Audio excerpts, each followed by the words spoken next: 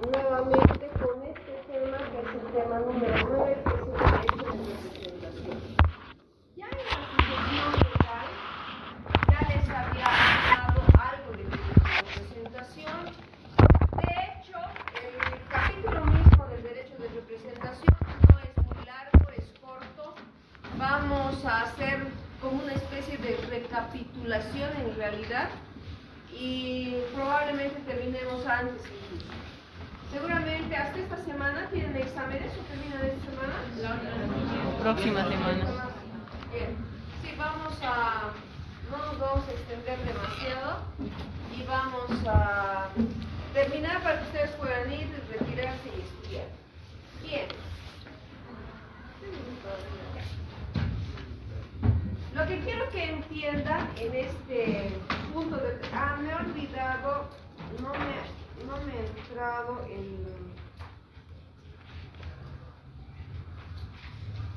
las teorías del derecho de representación. Bueno, eso se las voy a nominar. Para Messineo, el derecho de representación no es otra cosa que un llamamiento indirecto. Eso es lo importante de entender. Un llamamiento hereditario indirecto o mediato, dispuesto por la ley que sustituye a unas personas en lugar de uno que era el llamado y que no ha ingresado porque o es indigno, puede ser un desheredado o puede ser un heredero renunciante. Ya sabemos más o menos cuál es la secuencia. Sabemos que tenemos al padre, al hijo y al nieto. Si hubiera muerto el padre, el hijo es el llamado a heredar, pero en este caso también ha muerto el hijo. Quien va a entrar en su representación es el nieto. Se pone a la par en un plano de igualdad, eso quiero que entiendan, en un plano de igualdad. Obviamente, acá yo les estoy poniendo como si él hubiera fallecido, pero estamos hablando acá en nuestra definición que no solamente es una sustitución de este heredero en representación de este, solo porque haya fallecido, sino puede resultar que este heredero o sea indigno o puede ser un desheredado o finalmente puede tratarse de alguien que ha renunciado a la herencia de su padre. Más adelante, en los siguientes temas que vamos a ver, este segundo parcial, como parte del programa, está ver la aceptación de la herencia, cómo se hace la aceptación, la renuncia a la herencia y la aceptación con beneficio de inventario.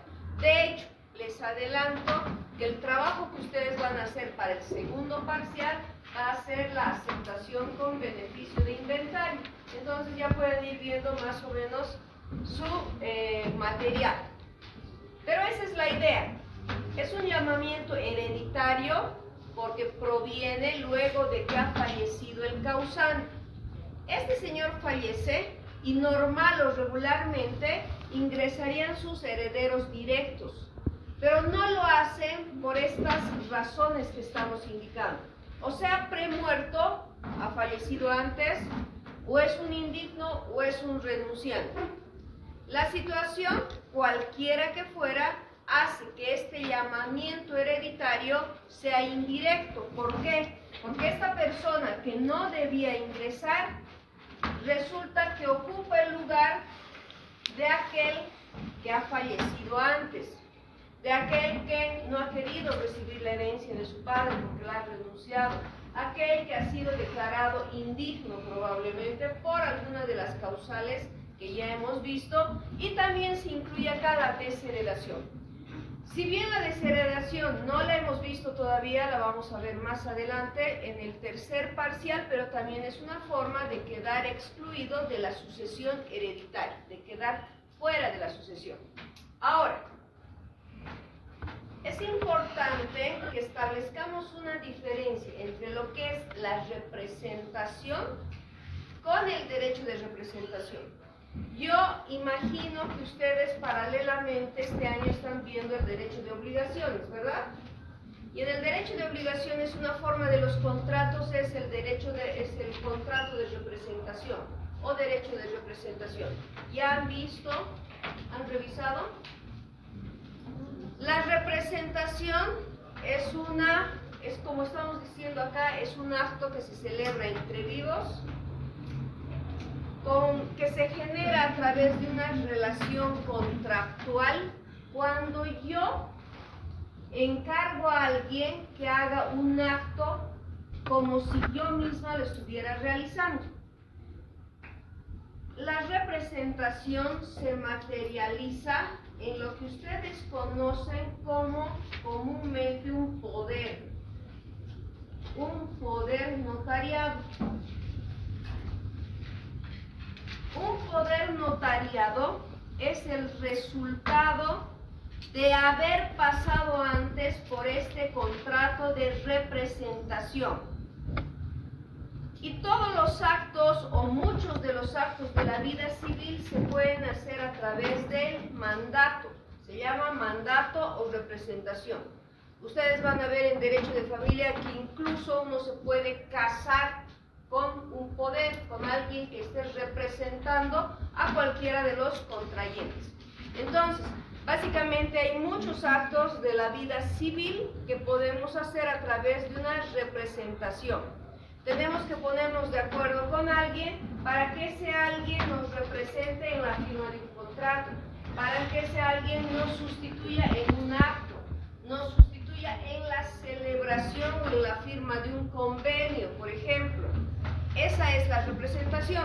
Como tal es una figura también del derecho civil, pero se diferencia del derecho de representación, y esto es importante, porque probablemente ustedes pueden encontrar en cualquier momento estas dos palabras y podrían asociarla directamente con el derecho sucesorio. Por eso se les hace la aclaración. No es un término, la representación, exclusivo del derecho sucesorio, sino del derecho en general y del derecho de obligaciones. Es todo lo que encomendamos a alguien contractualmente para que haga en nuestro lugar. Y ustedes van a luego ver cuando estén observando derecho procesal civil, por ejemplo, que es muy común que nosotros los abogados ejerzamos la representación de nuestros clientes de manera directa. El cliente nos puede dejar no solamente el encargo de defenderlo materialmente, sino también de ser su apoderado. Entonces el cliente nos dejará un mandato para que nosotros, como abogados, podamos representarlo completamente. En casi todos los procesos, cuando existen, por ejemplo, una contienda y existen relaciones muy encontradas entre las personas, el cliente decide dejar un poder. Generalmente esto pasa con las demandas de división de bienes hereditarios. Cuando uno demanda la división de bienes hereditarios es porque ya ha pasado una etapa de pelea, confrontación entre familiares cercanos. Generalmente pasa esto entre los hermanos. Los hermanos se pelean y los hermanos tendrían que llegar en algún momento a hacer la demanda de división de los bienes hereditarios. Entonces, lo que hacen es delegar a sus abogados como apoderados para que los representen, porque no quieren verse ni siquiera en el proceso. Quieren estar lo más lejos posible uno del otro y que sean los abogados que resuelvan la situación hasta que el proceso acabe. ¿Se dan cuenta? En cambio, el derecho de representación del que estamos hablando acá en nuestra materia forma parte de esa figura jurídica a través de la que una persona que no estaba llamada regularmente a heredar ingresa en lugar de su causante o en lugar de su padre o progenitor, porque está ingresando porque su padre es indigno, ha fallecido o ha renunciado a esa herencia y entonces entra en su lugar. El término que se utiliza en derecho sucesorio es subintrar. Es un término correcto, se llama subintrar, en lugar de, ¿ya? ¿Por qué se justifica el derecho de representación? Ojo, el derecho de representación existe en la línea descendente, en la línea ascendente tiene sus propias restricciones y existe también en la línea colateral, ¿ya? En esos tres aspectos. Obviamente no podemos hablar de derecho de representación del cónyuge, porque solamente tienen un cónyuge o conviviente, o por lo menos solo a uno que sea el oficial a quien puedan heredar, al resto no. ¿Se dan cuenta? Entonces, la justificación del derecho de representación es que cuando hay un impedido, como en el caso del desheredado del indigno, ese es su lugar, no es como un puesto que queda vacante. ¿Se dan cuenta? Entonces, puede haber alguien que va a ocupar su lugar. Pero esto no es obligatorio, ojo. Puede ser que esta persona haya fallecido sin dejar a nadie que no tenga un descendiente que entre en su lugar. Entonces, no se va a ejercer el derecho de representación. Ahí va a entrar otra figura que vamos a ver luego que se llama el derecho de acrecer. Cuando no hay un heredero acá abajo, no hubiera nadie, pero hay otro en la línea colateral, la herencia va a beneficiar a ese y va a acrecentar su cuota aparte, ¿se dan cuenta? Entonces, hay dos figuras que vamos a tener que distinguirlas, llegado el momento. Una, van a tener que ustedes valorar, ¿se puede utilizar el derecho de representación o no hay nadie a quien se pueda llamar? No hay nadie que va a entrar en lugar de esta persona, por lo tanto, al mismo nivel va a haber otros herederos y esos otros herederos se van a beneficiar y al beneficiarse desaparece el derecho de representación, pero aparece el derecho de acrecer, ¿ya? Eso vamos a ver en su momento. Ya hemos repetido que el que representa va a ocupar el lugar y el puesto de su causante. Y también lo que trata de es evitar actos injustos para, por ejemplo, los sobrinos o los nietos, perdón, y que no resulte que los tíos se queden acaparando la herencia, sino que ellos también puedan ingresar. Porque si ocurriera que en esta sucesión hereditaria este señor ha tenido otro hijo y por este lado tenemos a otro hijo, y son tres los llamados a la sucesión, si este señor hubiera fallecido, ¿qué sucedería? Que la herencia se reparte entre estos dos. Pero no se olviden una cosa, ¿por qué la ley señala y coloca el derecho de representación? ¿Por qué creen? No, estamos hablando de que es para evitar un acto de injusticia entre los herederos. Pero ¿por qué creen que funciona así? Igualdad. Igualdad porque de hecho estos herederos directos, herederos forzosos, tienen derecho a la legítima, no se olviden. Y entonces la legítima siempre trata de ser ese derecho que sea igual y además irrenunciable.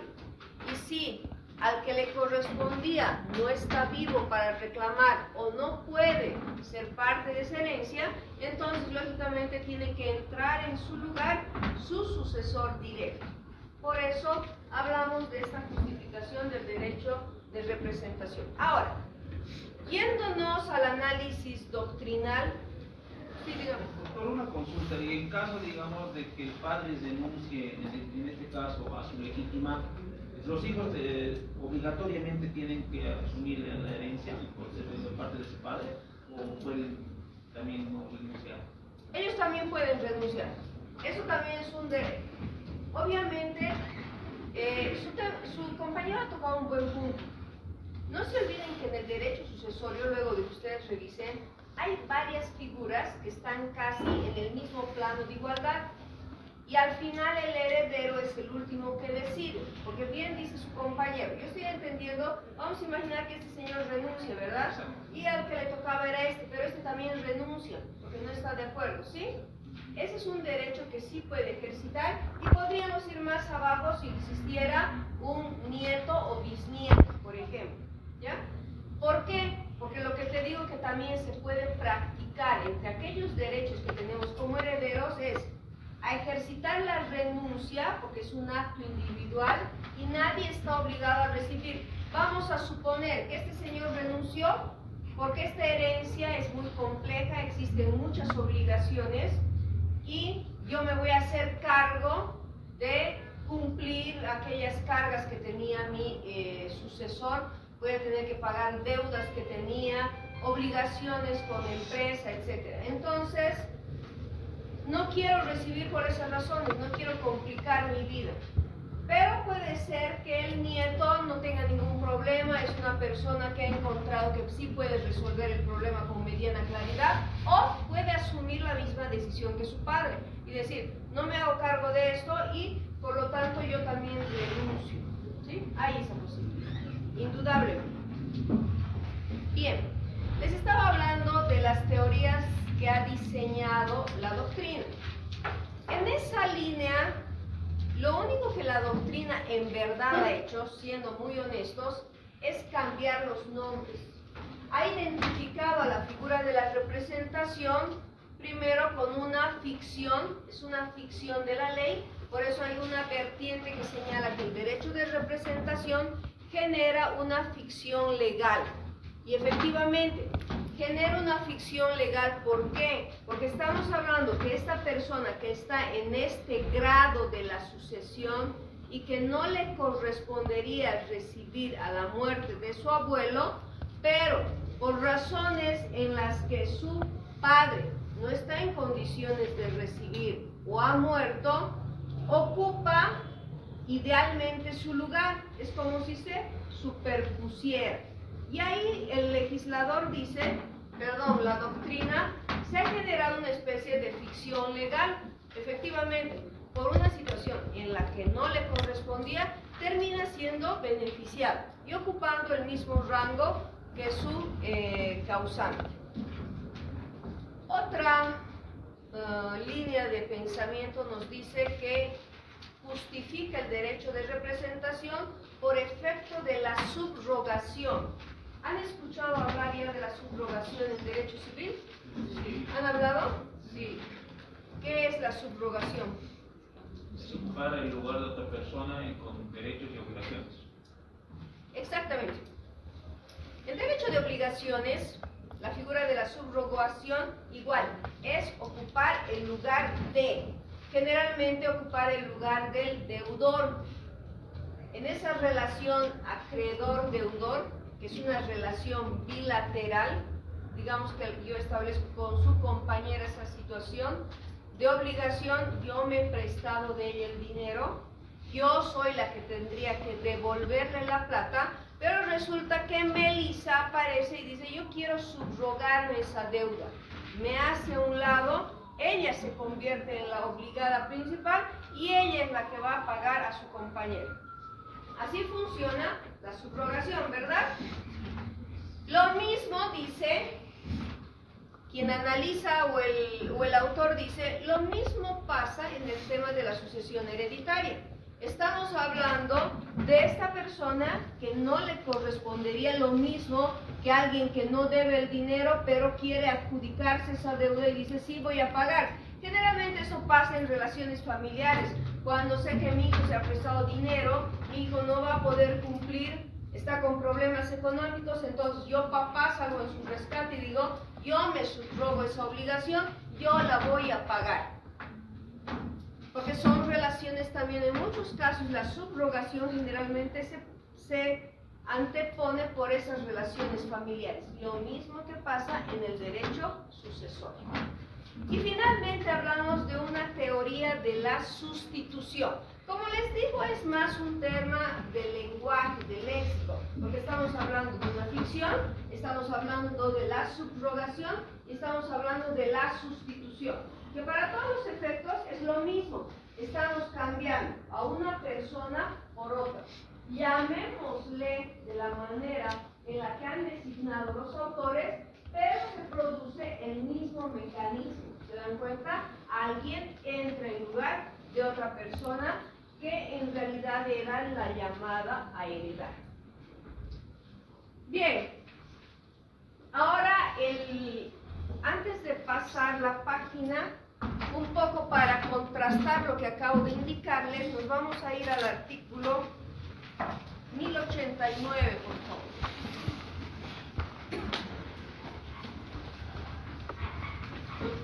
Alejandra, ¿tienes tu código?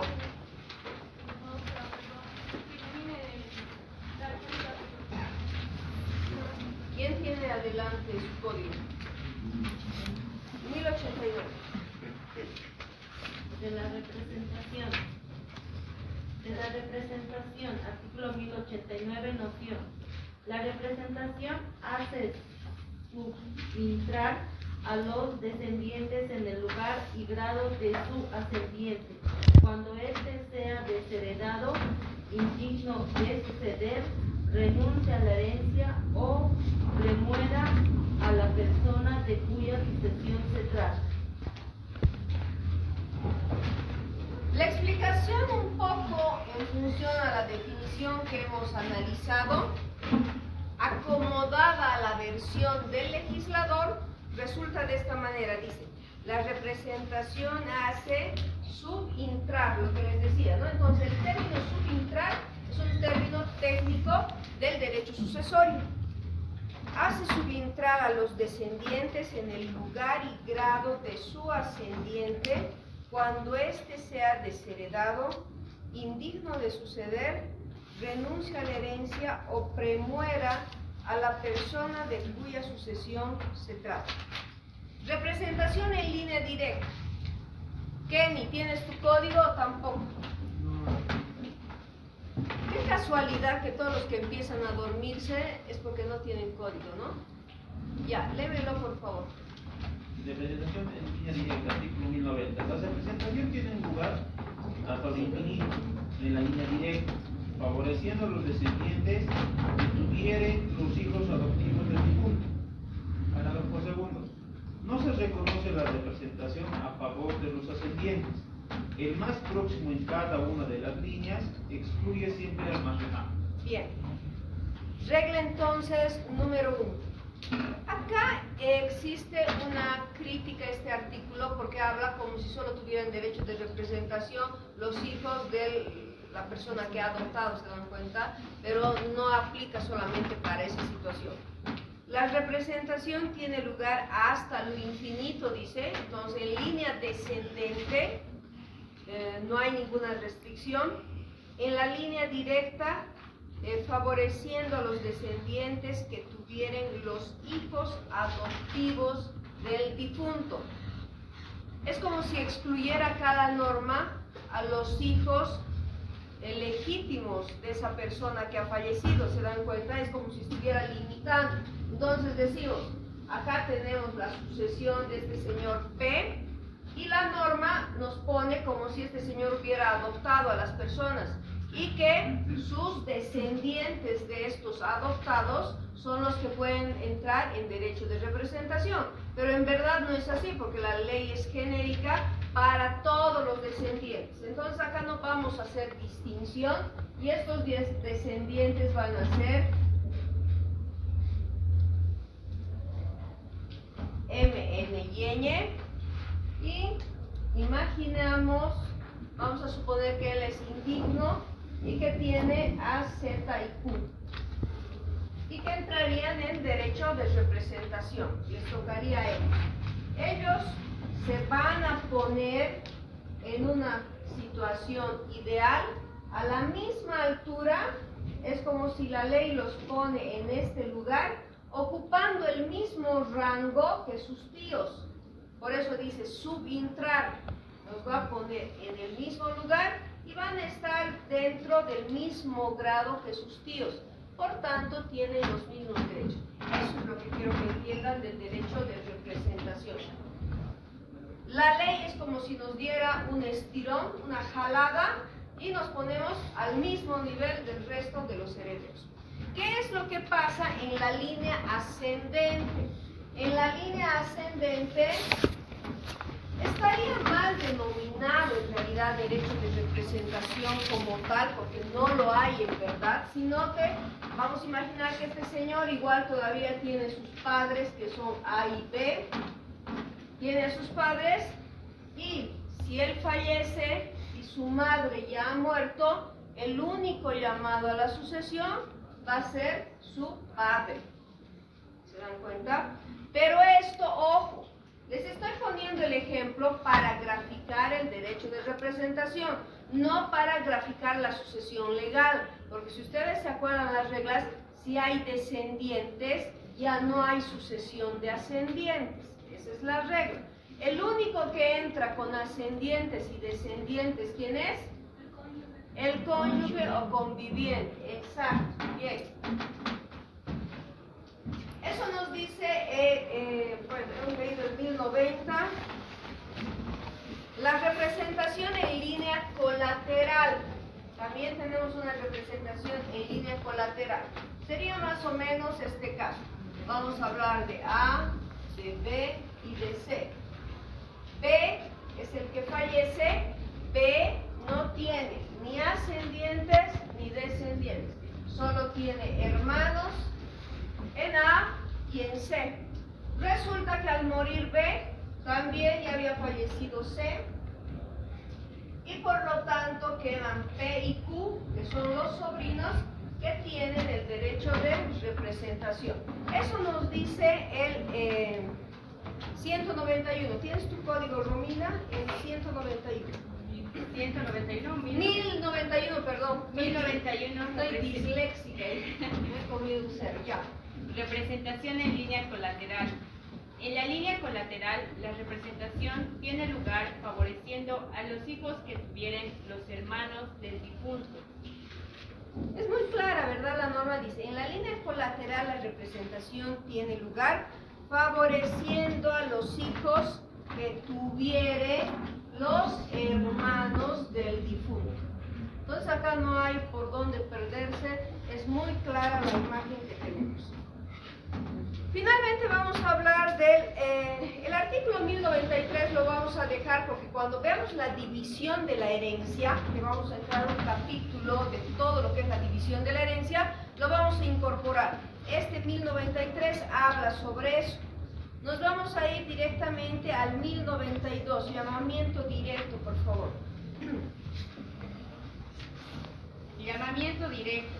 Los descendientes pueden suceder por representación, aun cuando hayan renunciado a la herencia del representante o sean desheredados, incapaces o indignos de suceder a este. Ahora, ¿se dan cuenta de esta figura? ¿Se dan cuenta dónde está la diferencia? A ver. Sí. ¿Qué nos dice este artículo?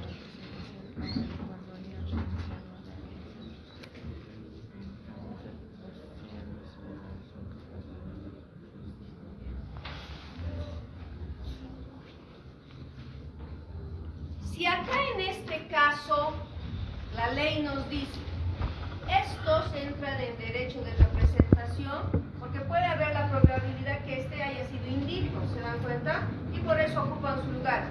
Pero este ejemplo nos dice, puede ser que estos sean indignos a la sucesión de su padre, de su propio padre, ¿se dan cuenta? Pero eso no los hace indignos para entrar por derecho de representación a la sucesión de su abuelo. Puede haber entre ellos. No se olviden que estamos hablando de dos sucesiones. Este señor hereda a su hijo. Si no está su hijo, hereda a sus nietos. Y a la inversa, estos nietos puede ser que hayan sido declarados indignos o desheredados por su propio padre. Pero luego, cuando muere su abuelo, ellos no tienen ningún problema en ingresar a la sucesión de su abuelo. Ese es el llamamiento indirecto, ¿ya? El llamamiento directo, perdón. Como yendo a la inversa, en situación inversa. Bien, acá como les estaba diciendo, el capítulo no es muy largo. Eso es lo que tenemos que saber del derecho de representación.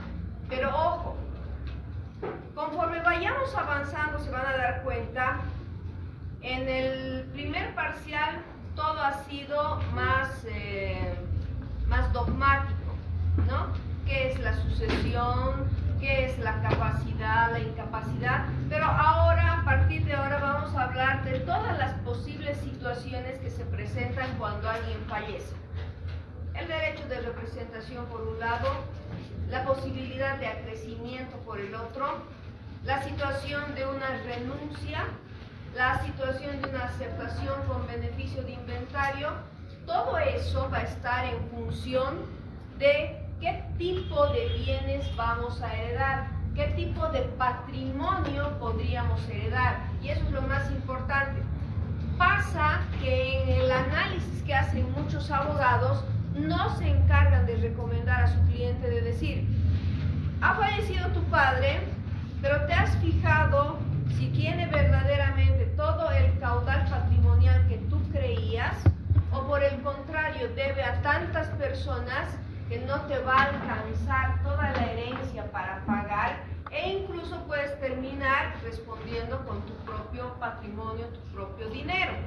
Entonces, todo abogado responsable tendría que ponerse primero en esa figura, y es como sentarnos en una mesa de juego y volcar todas nuestras cartas. ¿Se dan cuenta? Un abogado tendría que hacer eso. Agarrar las cartas y decir: bueno, por este lado te conviene aceptar. Sin embargo, hemos visto que tu padre tenía estos negocios y pueden aparecer estos potenciales acreedores. En ese caso, te conviene hacer una aceptación con beneficio de inventario, pagas las deudas que tenía, y si sobra algo, te quedas con eso. O finalmente, renuncias a todo. O puedes emplear el derecho de representación para entrar en el lugar de tu ascendiente directo, también valorando esas mismas situaciones. ¿Te conviene o no te conviene esa herencia? ¿Ya? Entonces, más o menos terminaríamos diciendo que todo va en función al patrimonio que van a heredar. No es muy responsable que alguien fallezca y uno lo primero que haga es pensar en qué va a hacer inmediatamente para hacerse declarar heredero. Hay que ver primero cuáles son las consecuencias de ese deceso, económicamente hablando. ¿Bien? ¿Alguna duda, alguna pregunta? Si no hay, pásenme. ¿Hay llenado la lista de asistencia? Bien, ya, voy a llamarles ya. Les llamo rápidamente y se pueden retirar. Algunos tienen examen o están... Ríos Choque Luis, por favor. Ríos Choque Luis. Presente. Mamani Catari. Presente. Rosa Vera. Presente. Virginia Yucra. Presente. Achacuelo